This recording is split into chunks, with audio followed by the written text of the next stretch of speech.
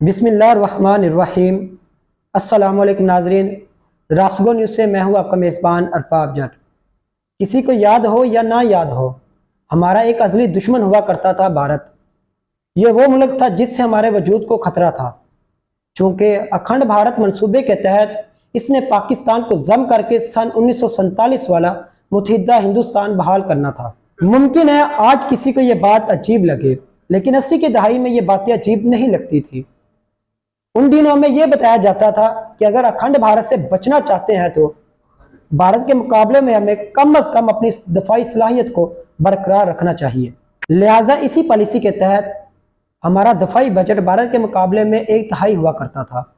माजी में मुख्तलिफ अखबारात और जराइद में पाकिस्तान और हिंदुस्तान की अफवाज, जंगी जहाज़ों और आबदोजों का तकाबली जायजा शाया हुआ करता था, जिसमें बातस्वीर अंदाज में यह दिखाया जाता था कि कैसे पाकिस्तान भारत की जंगी जारियत का जवाब देने की पोजीशन में है।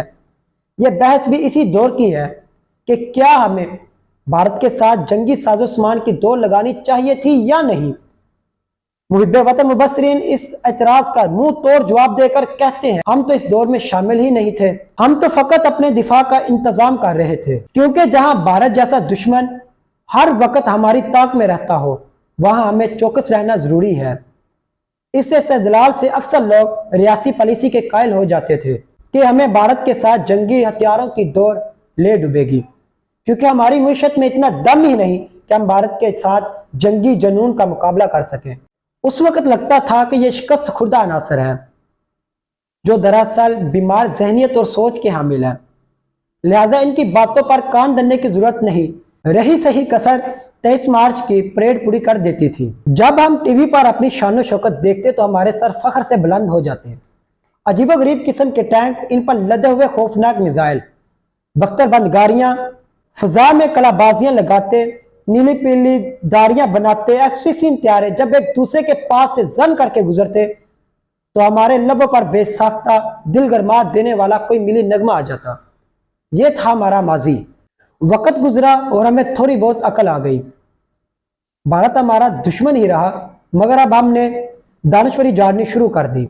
हम भारत के साथ जंगी हथियारों की दौड़ के खिलाफ तो हो गए, लेकिन यह तस्लीम नहीं किया कि हम भारत के मुकाबले में किसी भी मैदान से पीछे हैं। जब भी हमें भारत की कामयाबी की खबर सुनाई जाती थी तो हम जट से मुंबई की गुर्बत के अदाद-ओ-शुमार ले आते थे और ये कहकर तसल्ली देते थे कि पाकिस्तान के किसी बड़े शहर में कच्ची बस्तियां नहीं, कोई शख्स भूखा नहीं मरता, लोग फुटपाथ पर नहीं सोते, किसी गरीब की बेटी की डोली झोंपड़ी से नहीं उठती, कोई माँ अपने बच्चे को फरोख्त नहीं करती। इन बातों में चूंकि सदाकत भी थी और ये चूरन हमें रास आ गया और काफी अरसे तक हमारा आजमा दुरुस्त रहा। चंद साल और गुजर गए, भारत में मोदी फाशिस्ट की सरकार आ गई। इसने मुसलमानों के साथ वो सलूक किया कि पाकिस्तान का लिबरल से लिबरल मुसलमान भी कांप उठा। आए रोज हमें मुसलमानों के खिलाफ मुजालम की खबरें मिलने लगी। ये खबरें सुनकर हम अफसोस, दुख और बेबसी का इजहार करते ही मगर साथ ही शुक्र अदा करते कि कायद-ए-आज़म मोहम्मद अली जिन्ना ने हमारे लिए अलहदा मुल्क बना लिया, वरना हम भी RSS के जुनूनियों के नरगे में जय श्री राम का नारा ना लगाने के पदाश में संसार कर दिए जाते। आज सूरत-ए-हाल ये है कि भारतीय मुसलमान रुकने असम्बली को सरेआम गोलियां मारकर कत्ल कर दिया जाता है और कातिल जय श्री राम का नारा लगाता है और ये कत्ल सरेआम टीवी पर नशर किया जाता है। गुर्बत के दादो-शुमार दिल दहला देने वाले हैं। औरतें और बच्चे जिस्म फरोशी पर मजबूर हैं। गरीब की नस्लें झुग्गियों में गुजर जाती हैं। करोड़ों लोग भूखे सोते हैं। मोदी फस्तायत ने मुसलमानों का जीना हराम कर रखा है। इसी जमाने में ये बातें हमारे लिए तसल्ली का बायस बन जाया करती थी, मगर अब नहीं। अगर आप ट्विटर पर भारत सरकार का कोई अकाउंट देखें तो आपको अंदाजा होगा कि ये किस सतह पर काम कर रहे हैं। भारत की तजारत, शरह नमो, ज़र मुबादला के ज़खायर, रुपए की ताकत, बैरूनी सरमायाकारी, शहरों का इंफ्रास्ट्रक्चर वो टेक ऑफ कर चुके हैं। मुझे बताते हुए बहुत तकलीफ हो रही है, मगर यही हकीकत है कि जिन खदशात का आज़ार माजी में शिकस्त खुर्दा अनासर करते थे, आज वह दुरुस्त साबित हो रहे हैं। आज हमारी मुईशत मुंह के बल आन गिरी है। इस मुईशत के डसे हुए आम आदमी को भारत की जमहूरियत में किरे निकालकर या RSS की गुंडागर्दी बताकर नहीं बहलाया जा सकता। अब वो दिन गए जब हम ممبئی کی کچی بستیوں کی مثالیں دے کر عوام کو بیوقوف بناتے تھے۔ سچ تو یہ ہے کہ ہم کئی دہائیوں سے احمقانہ فیصلے کرتے آ رہے تھے، اب ان فیصلوں کا نتیجہ ہمارے سامنے آ رہا ہے۔ انگریزی میں کہتے ہیں there is always light at the end of the tunnel۔ ناظرین، ساری گفتگو کا لب لباب وہ تلخ حقیقت سمجھنے اور سمجھانے کی متقاضی ہے جو گزشتہ 75 سال سے باقاعدہ منصوبہ بندی سے ہمارے دلوں میں بقدر ضرورت اتاری جا رہی ہے۔ اس میں کوئی شک نہیں، مضبوط ریاست کے لیے طاقتور فوج کی موجودگی لازم و ملزوم ہے، اور اس میں بھی کوئی شک نہیں افواج پاکستان دنیا کی منظم ترین اور سر فہرست پیشہ ورانہ چند افواج میں سے ایک ہے۔ اس کے باوجود مختلف ادوار میں قانون و آئین شکنی کے ذریعے ملک میں مارشل کا نفاذ سمجھ سے بالاتر ہے۔ یہ بھی معنی خیز ہے ہر آمرانہ دور میں قوم کو دو حصوں میں تقسیم کر دیا گیا، ایک حصہ غیر آئینی غیر قانونی آمریت کے حق میں اور دوسرا اس کے خلاف رہتا ہے۔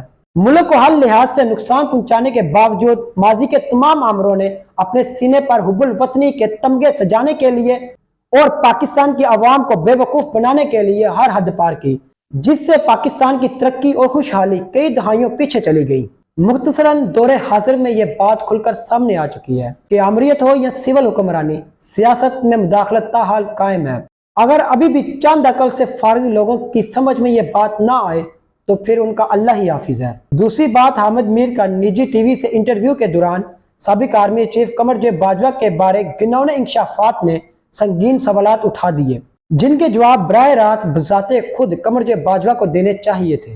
جب تک مذکورہ مبینہ الزامات بارے قمر جے باجوہ بذات خود لب کشائی نہیں کرتے، انہیں ملک و قوم کا غدار کہنے میں کوئی مذائقہ نہیں، چونکہ ماضی میں قمر جے باجوہ افواج پاکستان کے سربراہ رہ چکے ہیں۔ اس لیے حامد میر کے انکشافات باجوہ کے ساتھ ساتھ افواج پاکستان کے تشخص کو بھی مشکوک کرتے ہیں، جس کا فوری رد عمل D G I S P R major general Ahmed Sharif Chaudhry نے پریس کانفرنس میں دیا۔ افواج پاکستان بارے موجودہ مبالغہ آرائیوں پر وہ عوام کو کتنا مطمئن کر سکے، اس کا فیصلہ میں نہیں عوام کرے گی۔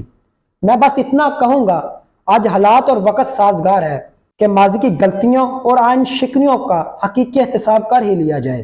یہی واحد راستہ ہے جس پر چل کر پاکستان کا مستقبل محفوظ کیا جا سکتا ہے۔ اگر آپ بھی نہ کھڑے ہوئے تو آئندہ کی کئی نسلیں غلامی کی زنجیروں میں جکڑی رہیں گی۔ اللہ ہم سب کامیاب ناصر ہو۔ دوبارہ ملاقات ہوگی نئی ویڈیو نئے موضوع کے ساتھ، تب تک کے لیے اجازت دیجیے۔ اللہ حافظ۔ پاکستان زندہ باد۔